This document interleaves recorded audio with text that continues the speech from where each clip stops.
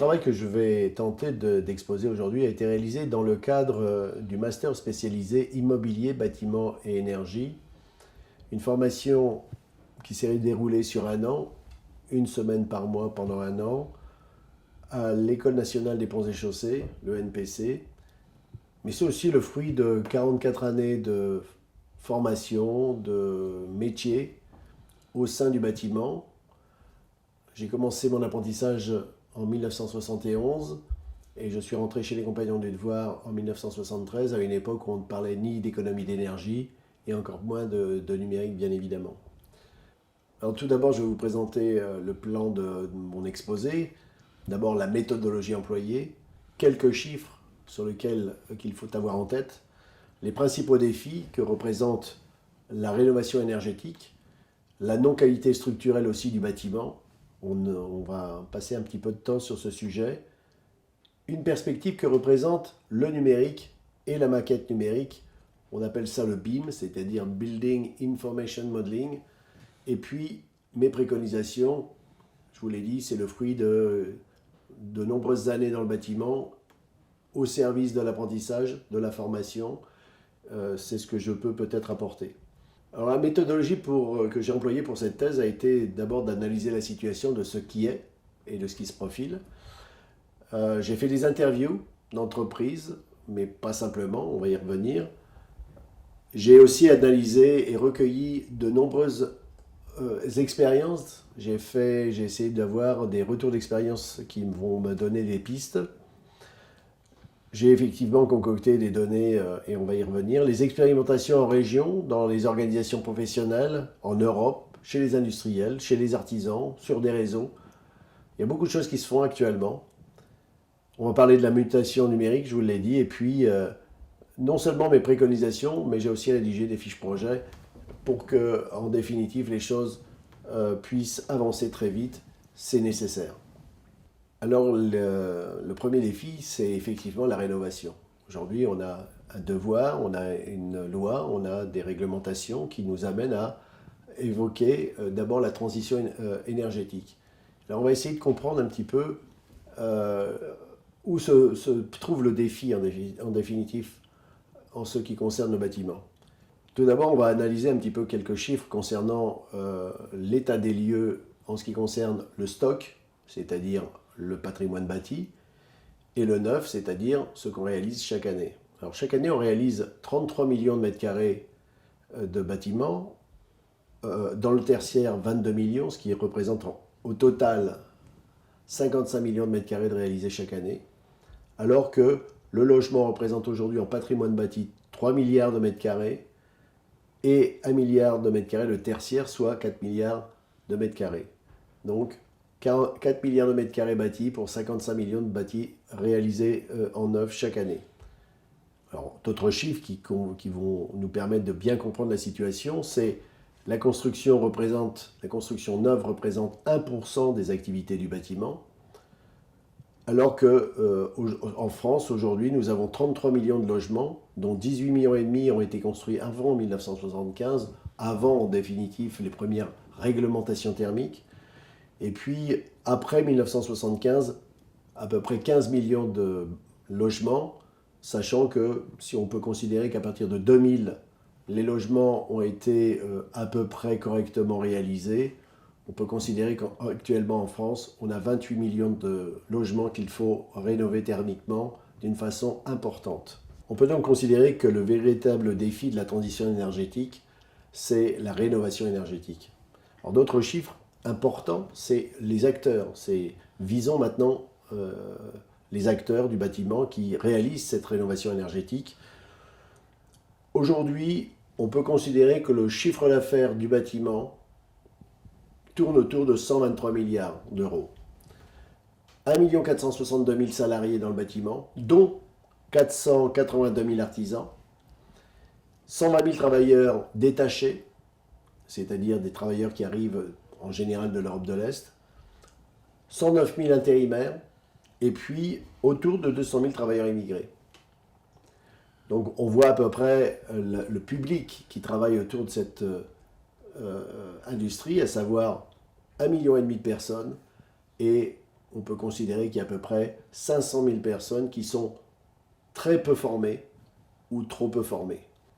En contrepartie, on peut aussi considérer que 80 milliards des 123 milliards d'euros réalisés dans le bâtiment sont réalisés par des entreprises de moins de 20 salariés.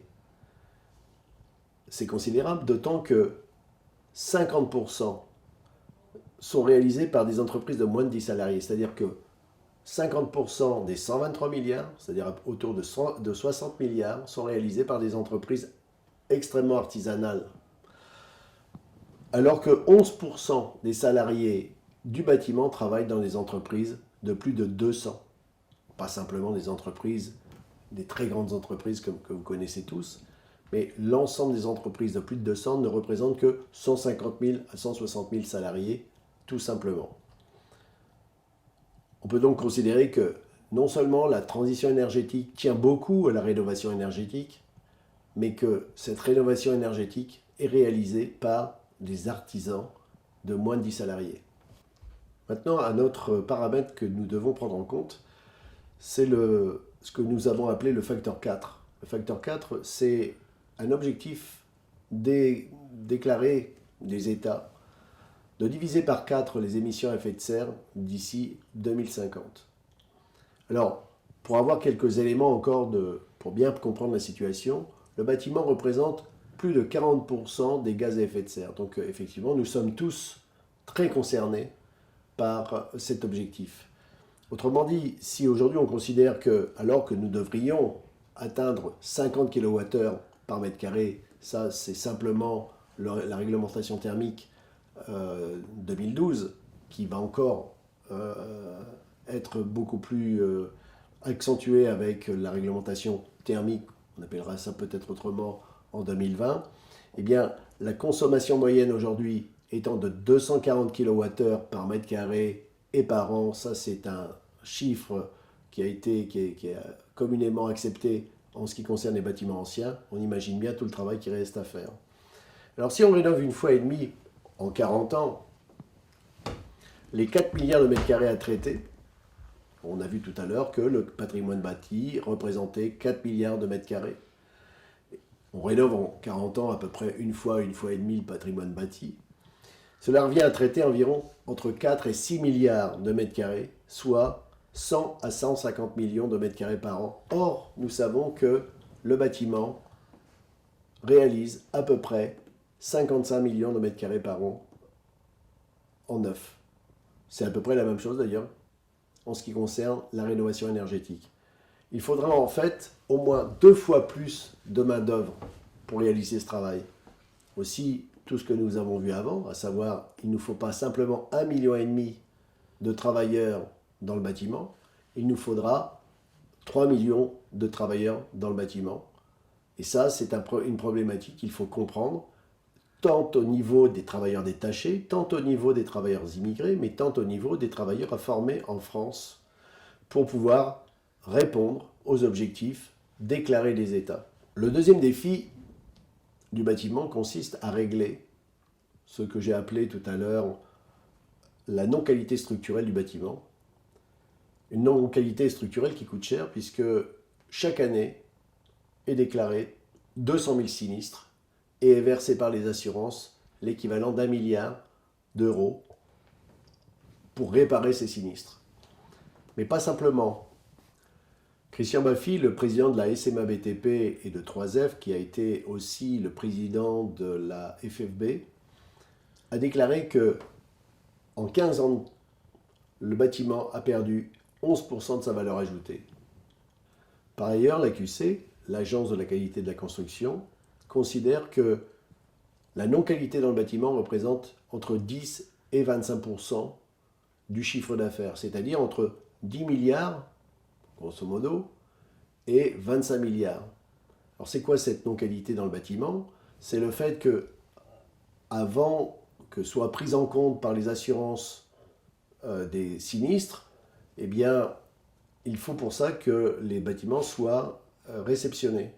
Et effectivement, les maîtres d'ouvrage, les maîtres d'œuvre font tout en sorte que le maximum de vis cachées, de problématiques de coordination, d'interface, etc., soient réglées en amont. Et ça, ce sont les entreprises qui payent ça, par leur non-qualité structurelle, par leur manque de coordination, par leur manque d'anticipation, par un manque de compréhension des consignes, par un manque de compétences et de savoir-faire, par une problématique aussi de règles et de normes qu'ils ont à intégrer régulièrement et qui sont difficilement intégrables pour eux. Alors, la non-qualité dans le bâtiment n'est pas quelque chose qui est neuf, qui est nouveau. C'est quelque chose que nous connaissons depuis fort longtemps. Mais l'obligation de résultat dans la performance énergétique avec la RT 2012 augmente ces exigences opérationnelles. Autrement dit, si auparavant la non-qualité dans le bâtiment n'empêchait personne de dormir, aujourd'hui elle est fondamentale pour pouvoir répondre à la RT 2012.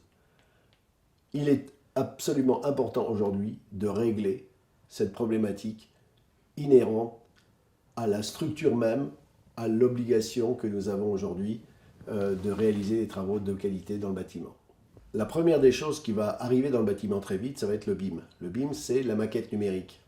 Building Information Modeling, c'est-à-dire l'information modélisée dans le bâtiment. Le chantier est synthétisé avant le premier coup de pelle. Tous les conflits sont détectés et arbitrés en amont. La conséquence des décisions est mesurée économiquement. Et son impact sur le planning est recalculé en temps réel. Les plans de détail sont dessinés précisément, les calculs de charges, les simulations thermodynamiques, les éclairages, les conséquences sur la maintenance, la vie du bâtiment sont calculés automatiquement. Ce n'est pas une vue de l'esprit, mais une vue en 3D, en 4D, en 5D, en 6D, en 7D. Et la mutation numérique qui nous occupe va s'incrémenter. En fait, le BIM, le numérique, c'est l'économie du partage, l'organisation concourante, le management collaboratif, communautaire, interactif. En définitive, c'est diamétralement le contraire de ce qui se passe généralement sur les chantiers actuellement. Le BIM, c'est la transparence des données, c'est l'information en temps réel, c'est rendre facile l'accès à l'information, au savoir, à la connaissance. C'est l'ubiquité et l'intemporel. Autrement dit, tout est accessible partout et à n'importe quelle heure du jour et de la nuit. Si c'est déjà le cas aujourd'hui, rien à voir avec demain. Les chantiers seront connectés, les quartiers seront connectés, les villes seront connectées, les communautés de communes aussi, et sans doute plus encore, et cela à l'horizon d'une génération. Nous n'allons pas développer plus ici l'intérêt ou la technologie liée au BIM. Le BIM est un des éléments de la mutation numérique, sans doute, la plus importante des mutations organisationnelles qui se développent. Mais au-delà du BIM, de nombreuses innovations s'emparent du monde du bâtiment chaque mois, chaque semaine, chaque jour, apporte son lot d'innovations qui vont permettre la mutation énergétique et lui permettre de performer. Mais quelles sont les perspectives liées à la mutation numérique? Parce que, rappelons-nous, le bâtiment, c'est d'abord 50% du chiffre d'affaires réalisé par des entreprises de moins de 10 salariés. Et vous savez combien il est difficile aujourd'hui de faire pénétrer le numérique dans l'entreprise. Chacun d'entre vous, chacun d'entre nous, avons dans notre vie personnelle accès au numérique. Dans l'entreprise, c'est une autre histoire. La différence, c'est que l'artisan mélange très facilement sa vie professionnelle et sa vie personnelle. Aujourd'hui, 81% des artisans utilisent Internet quotidiennement dans leur vie professionnelle. 62% effectuent des achats en ligne. 66% possèdent un mobile avec accès à Internet. Et 74% utilisent Facebook pour leur activité professionnelle. Autrement dit, la facilité avec laquelle on peut utiliser Internet intéresse largement les artisans et les entreprises. Le col bleu est d'ores et déjà entré dans l'ère du numérique. Alors une autre chose, c'est, on va arriver maintenant dans la formation. Alors, la formation de ce que j'ai appelé, moi, le travailleur cognitif. En fait, c'est un terme que j'ai employé. Là aussi, je fais encore du transfert de technologie ou encore du transfert de politique, à savoir, en 2013, l'industrie allemande s'est réunie à Hanovre et a déclaré vouloir mettre en œuvre une politique qu'ils ont appelée 4.0, l'industrie 4.0, et pour ce faire, mettre en œuvre et une formation continue et une formation initiale qui a pour objectif de créer des ouvriers, des travailleurs, qu'ils ont appelés cognitifs, pour pouvoir répondre à la demande avec le temps nécessaire pour pouvoir être compétitif en temps et heure voulu. Alors, j'ai essayé à partir de là de proposer des choses les plus simples à réaliser. En définitive, quand on regarde bien, en ce qui concerne la formation initiale, ce dont on a besoin, c'est de créer de l'employabilité de nos adolescents, de nos jeunes, avec des profils hybrides qui va être nécessaire avec l'arrivée des matériaux nouveaux, des technologies nouvelles dans la construction neuve par exemple, ou encore avec l'arrivée évidemment des technologies de l'information et de la communication. Et c'est ce qui va intéresser en définitive la génération Y. Nous allons y revenir. En ce qui concerne la formation continue, l'idée c'est de répondre à la complexification des chantiers avec les smart grids, la GTC, les objets connectés, les nanomatériaux, les sciences cognitives. Et ce qu'il nous faut faire, c'est réussir à rendre adaptable chaque profil, chaque personne, chaque ouvrier du bâtiment, leur créer des profils personnalisés et les initier évidemment en priorité, ça c'est demain, non seulement au numérique, mais aussi au BIM, ce qui est absolument fondamental, mais le BIM va être nécessaire et en formation continue et en formation initiale. Il nous faut déclarer aujourd'hui un grand plan d'action national, un grand plan Marshall de la formation, si nous voulons répondre non seulement au défi qui nous est proposé en ce qui concerne la transition énergétique, mais aussi la transition numérique, mais aussi au facteur 4 que nous avons évoqué en amont. Alors comment attirer aujourd'hui la génération Y, parce que c'est bien le cas, c'est bien le problème, vers les métiers. Des métiers difficiles, des métiers qui ont des obligations, des contraintes très lourdes et qui ne correspondent pas tout à fait à la génération Y, qui, elle, aime plutôt l'innovation, la mode, l'image, le ludique, aime que les choses soient faciles à réaliser, aime la transparence aussi, aime l'intemporalité, c'est-à-dire la capacité à faire les choses quand ils le sentent, comme ils le pensent, aime la technologie, aime aussi le moindre effort, et à la fois sont très intéressés par ce qu'on appelle la désintermédiation, un terme qui va revenir souvent parce que, en définitive, c'est ce qui fait que aujourd'hui déjà, vous comme moi, faisons en sorte que soit utilisé Internet pour pouvoir se passer de services qui auparavant étaient obligatoires. Alors cette génération Y, comment serait-elle attirée par le bâtiment? Sans doute parce que l'image du bâtiment va être impactée par l'arrivée des produits technologiques intelligents, les nanotechnologies, la biotechnologie, l'informatique, les sciences cognitives, le BIM, la réalité augmentée, les équipements de protection individuelle intelligents, les équipements connectés. Tout ça va avoir un impact considérable sur l'image du bâtiment. Maintenant, évoquons la formation tout au long de la vie, la formation continue. Une formation obligatoire puisque les évolutions, l'adaptabilité et l'adaptation que nous allons avoir à faire tout au long de notre vie est absolument obligatoire. Donc, ce qui veut dire par là qu'il va falloir mettre en place des profils personnalisés.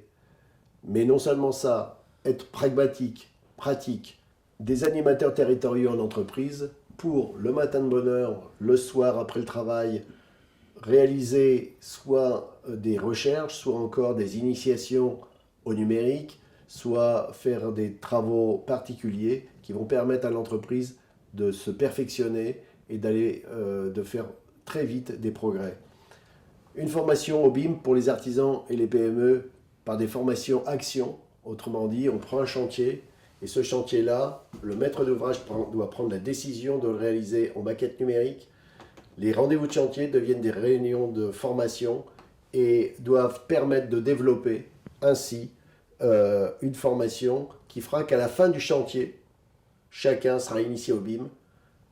C'est quelque chose que je suis en train de réaliser et qui montre un progrès absolument considérable auprès d'artisans, mais pas simplement, auprès aussi des bureaux d'études, des architectes, des maîtres d'œuvre et des maîtres d'ouvrage. Un conservatoire des métiers. Le conservatoire des métiers, pourquoi? Parce que la France, c'est, on l'a dit tout à l'heure, à peu près 19 millions de bâtiments réalisés avant 1975. C'est aussi beaucoup de techniques anciennes.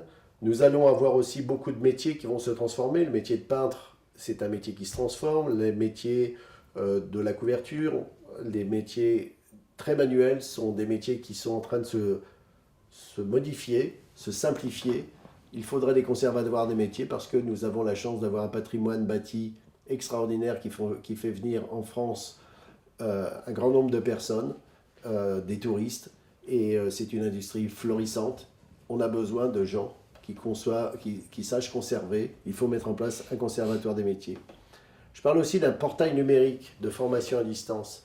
La formation qui doit être une formation très personnalisée doit être accessible à tous, aux artisans, à n'importe quelle heure, à n'importe quel endroit, pour des formations d'une heure, d'une demi-heure, de 3 minutes, des formations qui vont permettre de monter en compétences. Il faut un portail de formation à distance. Il y a déjà beaucoup de choses qui sont en train de se mettre en place. Il va falloir être extrêmement précis sur ce qui est nécessaire à l'entreprise. Et je vais vous donner un exemple tout à l'heure.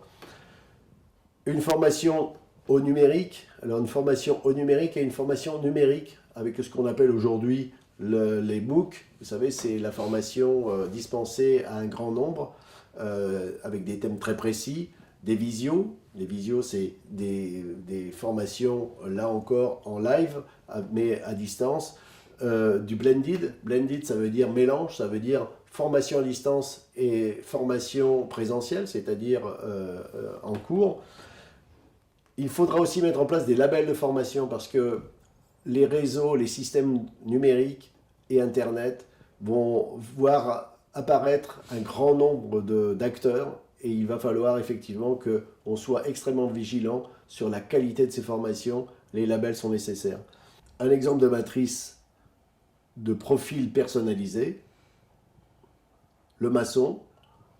On a un emploi, alors ça peut être chef d'équipe, chef de chantier, chargé d'affaires, maîtreur, agent de commissionnement, un niveau de diplôme, niveau 2, 3, 4, 5, un secteur d'activité. On ne fait pas exactement le même métier si on est maçon en construction neuve, en réhabilitation, en maintenance, en monument historique, ou encore, pourquoi pas, aller vers le bureau d'études.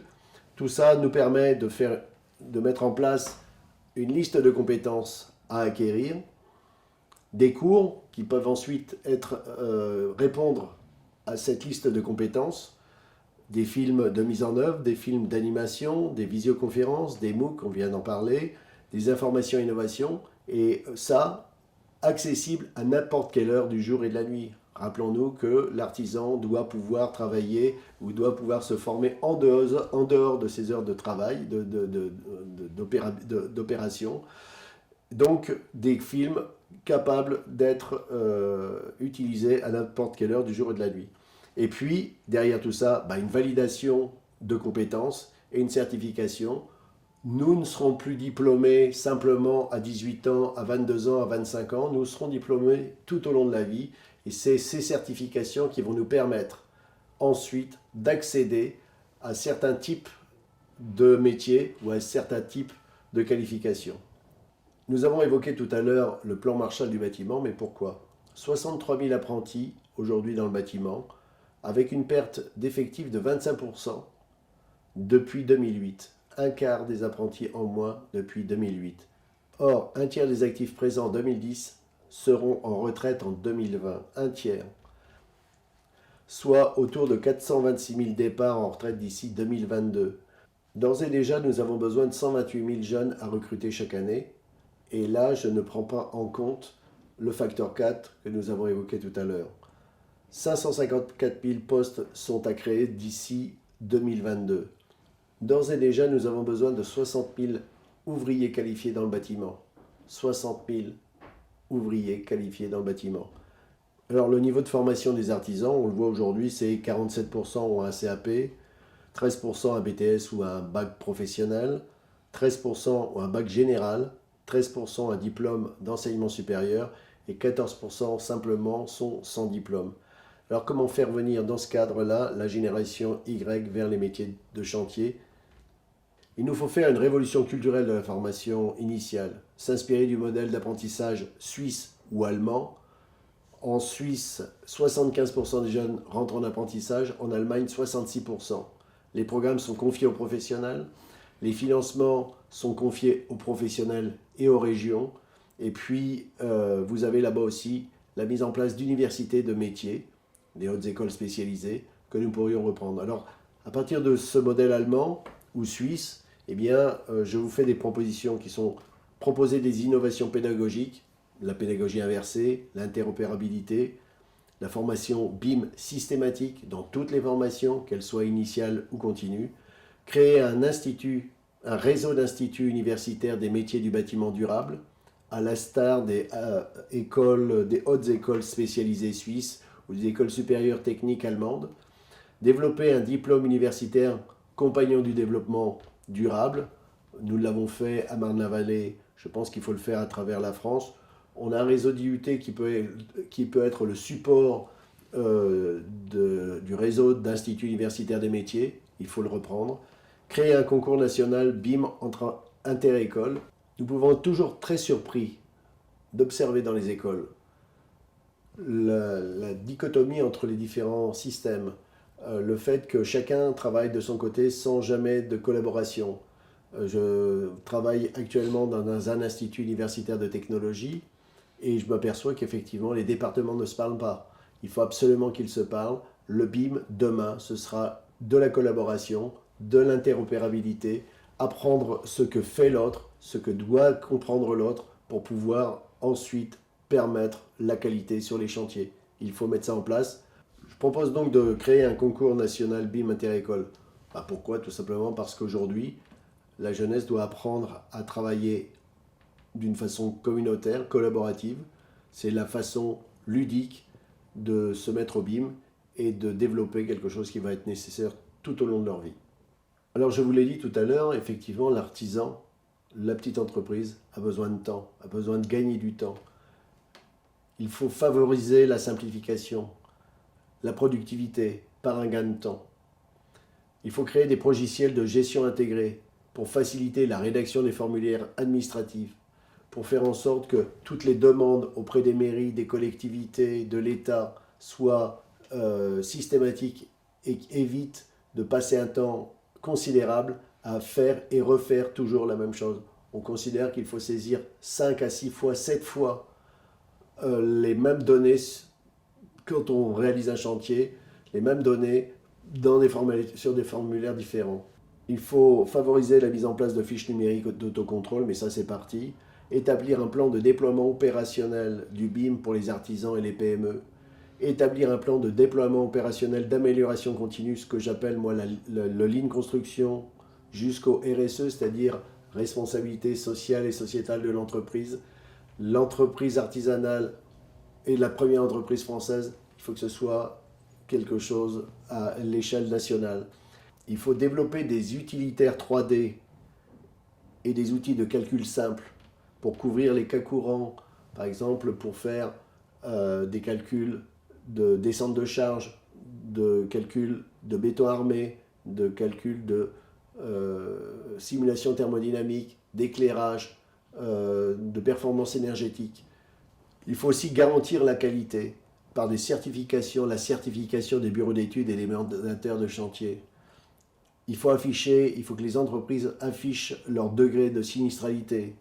Il faut structurer des groupements de compétences. Alors il y a plein d'exemples. Dorémy dans la Drôme, Bâtir Éco, Rénovactif dans la région parisienne, la CAPEB Grand Paris aussi. Il y a plein d'exemples qui montrent qu'en structurant des groupements qui va de l'étude jusqu'au financement, les petites entreprises peuvent se permettre de prendre des chantiers importants qui sont aujourd'hui dévolus qu'aux très grandes entreprises. Il faut absolument pouvoir faire ça et faire en sorte aussi que les entreprises puissent d'une façon récurrente se retrouver. Nous sommes le bâtiment, la seule industrie où à chaque projet vous changez d'équipe. Ce n'est pas possible si vous voulez améliorer votre qualité et vos capacités. Il faut aussi faire évoluer les procédures d'appel d'offres publics. il faut faire des allotissements.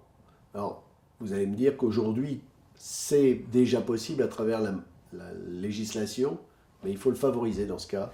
Il faut faire des allotissements qui permettent à chacun de pouvoir travailler par des contrats récurrents sur des chantiers par groupement et faire en sorte que ces groupements puissent apprendre à travailler sans perte de temps et sans gaspillage, avec une qualité toujours meilleure.